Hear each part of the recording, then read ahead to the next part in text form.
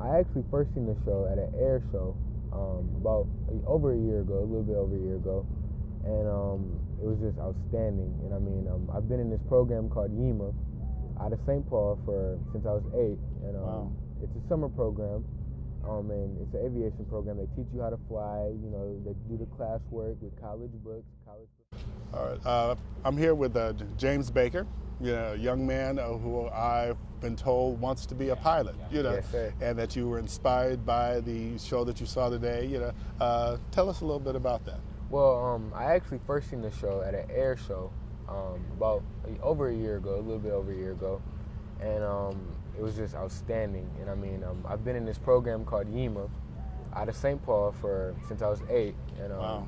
it's a summer program, and it's an aviation program. They teach you how to fly. You know, they do the classwork with college books, college professors, and it's free. And then every Saturday they take you in the air and you fly, and you actually get to learn how to take the controls and fly.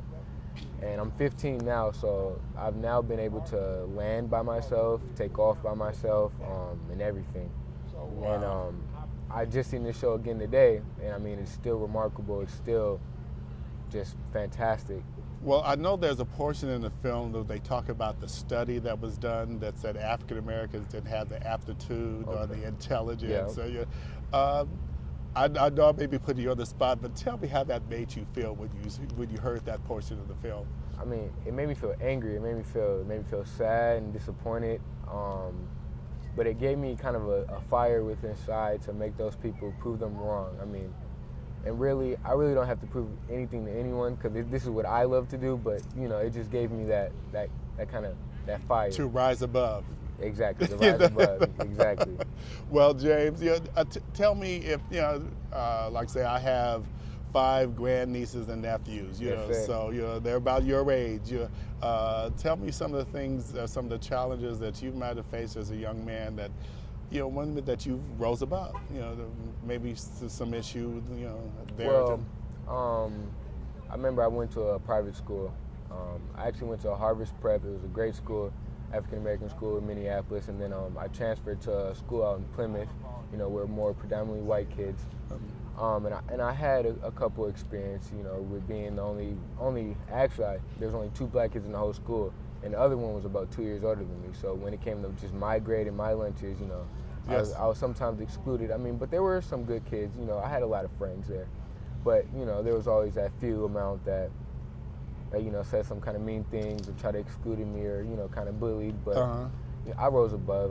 My mom and dad taught me well. It kind of bounced off, went in one ear, right out the other, and I have enough confidence where I knew that, they were the ones that were hurting and Yes. that, That they had the issue, you didn't. Yeah, I know. exactly. I understand. Well, before we close out the interview, if there's anything else you'd like to say, feel free. This is your platform. Well, to all the young kids about my age, is to keep pushing, to keep doing what you believe in. And if you are in the Minneapolis area, to get involved with the YEMA program. It's a great program. And I mean, it gives you what you need. It gives you the tools to succeed in life. And it's fun also, it's There fun. you go. Fun is good. Yeah, fun is good. So James, I do want to thank you so much for coming to join us today. Thank you. And I, like I said, I enjoyed the film as well too. It was inspirational, and continue to rise above. Yes, sir. All right.